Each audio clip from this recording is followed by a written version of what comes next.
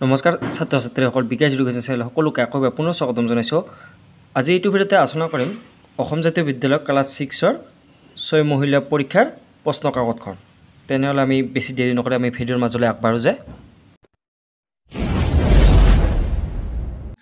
আপোনালোকৰ এখন বিষয়টো হৈছে অসমীয়া ক্লাছ 6ৰ 6ষ্ঠ শ্ৰেণীৰ কাৰণে সময় থাকিব আপোনাৰ 2 ঘণ্টা। তাৰপিছত মুঠ নম্বৰ 50 নম্বৰত থাকিব। প্ৰথমে প্ৰশ্নটো কৈছে যে 1 নম্বৰৰ প্ৰথমতে দিয়া আছে যে 1 নম্বৰত অতি চমু উত্তৰ দিয়া ইয়াৰে যিকোনো 5টা লিখিব দিছে। 1 নম্বৰত 1 নম্বৰ কৈ দিছে 5টা লিখিলে 5 নম্বৰ। প্ৰথমে ক নম্বৰটো প্ৰশ্নটো দিয়া আছে যে বিহুত ব্যৱহাৰ কৰা কেইবিধমান বাদ্যযন্ত্ৰৰ নাম লিখা। তাৰপিছত খ নম্বৰটো দিয়া আছে প্ৰশ্নটো যে হনুমানক ক'ত বান্ধি থৈছিল। তাৰপিছত গ নম্বৰটো কৈছে যে লংকাৰ সংবাদ কি। তাৰপিছত খ নম্বৰটো দিয়া আছে যে টলষ্টয়ৰ সম্পূৰ্ণ নাম কি। তাৰপিছত ও নম্বৰটো দিয়া আছে যে এউৰি মাগা কোন অঞ্চলত পালন কৰা হয়।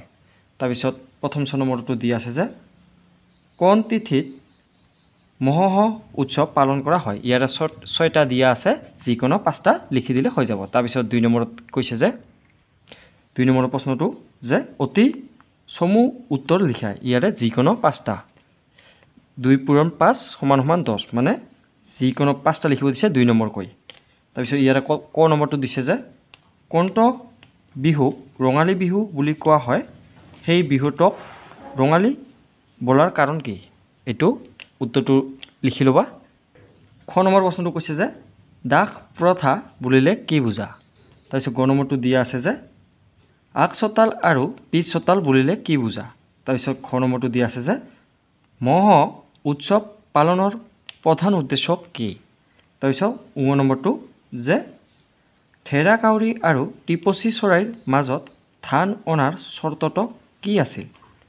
তাৰপিছত প্ৰথম ছ নম্বৰটো দিয়া আছে যে মোৰ ঘৰত গঢ়া টেকেলি নাই, এইটো কোনে কাক কৈছিল লিখা। এইটো কোনে কাক কৈছিল লিখিব দিছে। তাৰপিছত 3 নম্বৰ প্ৰশ্নখিনি কৈছে যে উত্তৰ লিখাৰ ইয়াৰে প্ৰথম দিয়া আছে আমাৰ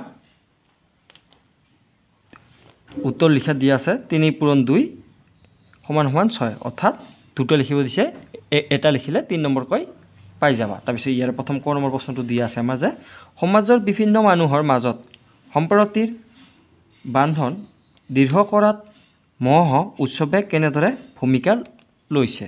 তাৰপিছত খ নম্বৰটোত কৈছে যে জুই জ্বলাবলৈ খৰি লাগে, খৰি ক'ৰ পৰা কেনেকৈ সংগ্ৰহ কৰা হয়। এই 2টা লিখি দিলে হৈ যাব। তাৰপিছত প্ৰশ্নখিনি কৈছে যে ইয়াৰ পিছত তাৰপিছত 4 নম্বৰ প্ৰশ্নটো দিয়া আছে যে বিপৰীত অৰ্থ বুজোৱা শব্দ লিখা।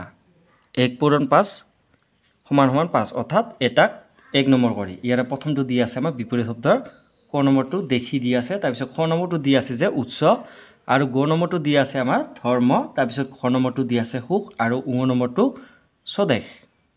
তাৰপিছত 5 নম্বৰ প্ৰশ্নখিনি কৈছে যে বাক্য ৰচনা কৰা। 2 পূৰণ 5 = 10 অৰ্থাৎ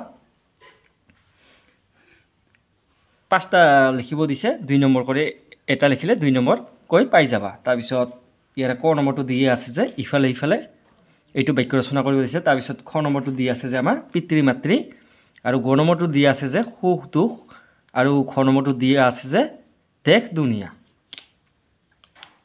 এই 5টা লিখি দিলে হৈ যাব। তাৰপিছতখিনি 6 নম্বৰখিনি দিয়া আছে যে চমু টকা লিখা। ইয়াৰে প্ৰথম 2 পূৰণ 5 = 10 অৰ্থাৎ 2টা দিয়া আছে, এটা লিখিলে 5 নম্বৰকৈ দি দিব। ইয়াৰে প্ৰথম ক নম্বৰটো দিয়া আছে আমাৰ লোক উৎসৱ। তাৰপিছত খ নম্বৰটো দিয়া আছে ৰামায়ণ। এই 2টা লিখি দিলে হৈ যাব। তাৰপিছত 7 নম্বৰৰ প্ৰশ্নখিনি কৈছে যে শেষৰ প্ৰশ্নটো যে লংকাৰ সংবাদ কি চমুকৈ বুজাই লিখা। 1 পূৰণ 4 = 4 অৰ্থাৎ এই প্ৰশ্নৰ উত্তৰটো লিখিলে 4 নম্বৰকৈ পাই যাবা। আৰু ভিডিঅ'টোৰ শেষত এটা কথা কৈ থওঁ যে সকলোৰে নিজৰ নিজৰ কুৱেশ্যন পেপাৰবিলাক অলপ অলপ বেলেগ হৈ যাব। এইটো জাষ্ট মই আভাসে দি দিছোঁ আপোনালোকক। ধন্যবাদ।